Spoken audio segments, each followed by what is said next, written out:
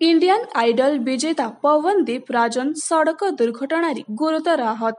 Indian idol season 12 विजेता तथा लोकप्रिय गायक पवनदीप राजन 5 मे 2025 अहमदाबाद रे एक भयंकर सड़क दुर्घटना गुरुतर आहत होइछंती। एही दुर्घटना हाथ एवं गोड़े गभीर आघात लागिथिबा जणा पड़छि। सोशल मीडिया रे भाइराल होथिबा एक वीडियो रे पवनदीप को गुरुतर अवस्था हस्पिटाल चिकित्सा कराउथिबा देखा जायछि।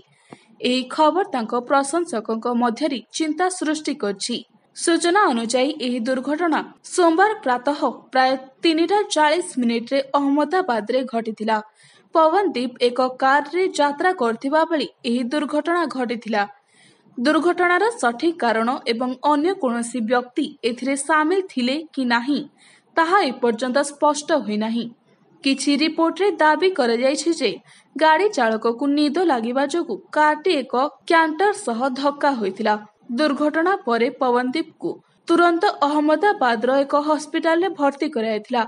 सोशल मीडिया रे भाइराल होइथिबा वीडियो रे तांको गुरुतर अवस्था रे डाक्टरक द्वारा चिकित्सा करायथिबा देखा जायछि।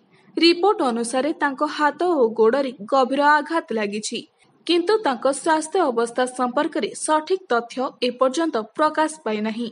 पवनदीप किंबा तांको प्रतिनिधिक तरफरु मध्य कौनसी आधिकारिक विवृत्ति जारी होई नाही।